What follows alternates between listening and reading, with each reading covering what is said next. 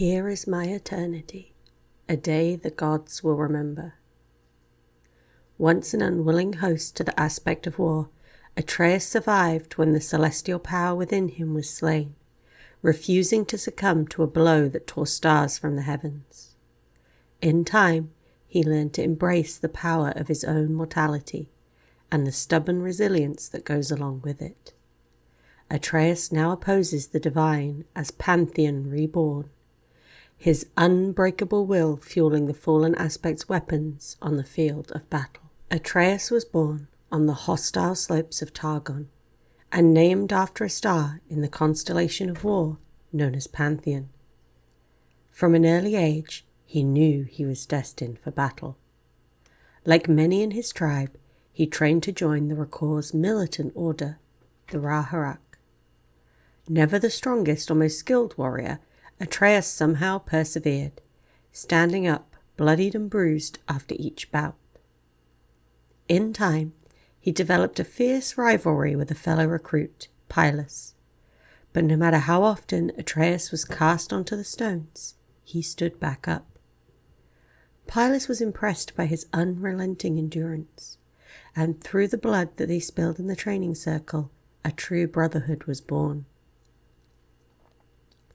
Atreus and Pylus were among the Rakor who stumbled across a barbarian incursion, surviving the ambush that left the rest of their patrol dead. When the aspect of the sun refused to destroy these trespassers, Atreus and Pylus swore to capture the power of the aspects themselves by climbing to the peak of Mount Targon. Like so many before them, they underestimated how arduous the ascent would be, with Pylus shivering his last upon finally reaching the summit. Only Atreus remained as the skies opened, making him host to a divine aspect with the power to take revenge. But it was not a man who returned to the Rakor afterwards, spear and shield gleaming with celestial might. It was the aspect of war itself, the Pantheon. Judging Atreus unworthy, a warrior who had known only defeat, it had taken control of his body to pursue its own ends, a task considered too great for mortal men. Cast into the furthest corners of his own mind, Atreus endured only vague visions of the aspect as the aspect scoured the world for Darkin, living weapons created in a bygone age. Eventually, Pantheon was goaded into battle not far from Mount Targon by the Darkin Aatrox, who sought the mountain's peak. Their fight raged into the skies and swept through the armies of men beneath until the impossible occurred. The Darkin's god-killing blade was driven into Pantheon's chest, a blow that carved the constellation of war from the heavens. But as the aspect faded, Atreus, the man it had considered weak, awoke once more.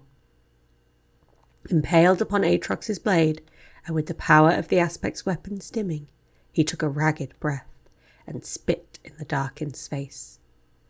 Aatrox sneered and left Atreus to die. Hours later, the crows descended. Atreus painfully stood back up, stumbling back to the Rakor in a trail of blood.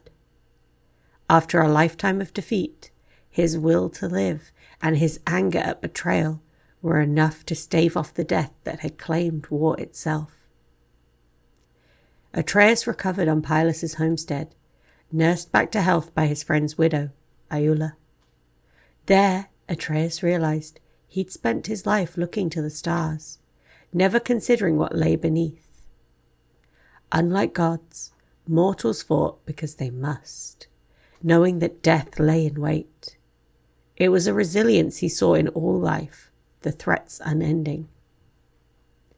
Indeed, barbarian invaders now threatened the Rakor's northern settlements, including Iula's farm.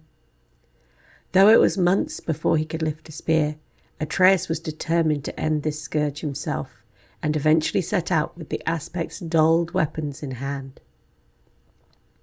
Yet when he arrived, he found his sworn enemies already under siege.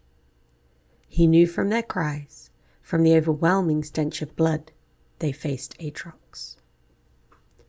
It was Aatrox who had driven the barbarians into Targon, Atreus realized. Though he'd considered them his foes, they were much like the Rakor, mortals who suffered in the conflicts between greater powers. Atreus felt a cold rage at both the Darkin and the Aspects. They were no different. They were the problem. Atreus put himself between the barbarians and Aatrox. Recognizing the battered shield and spear of the fallen Aspect, the Darkin mocked him. What hope had Atreus now, without the Pantheon's power? But even though Aatrox's blows cast him to his knees, Atreus's own will reignited the Aspect's spear. Upon hearing the cries of people around him, and with a mighty leap, he struck a blow that severed the Darkin's sword arm. Both Blade and Darkin fell to the ground. Only Atreus still stood, and watched his namesake's star blaze back to life in the heavens. Though he often yearns to return to Iola's farm, Atreus vowed that day to stand against Aspects, Ascended, demons, and any who wield powers so great it can only destroy. Forsaking his own name, he has become a new Pantheon. The Aspect's weapons fueled by the will to fight that can only exist in the face of death. For with the divine Pantheon gone, war must be reborn in man.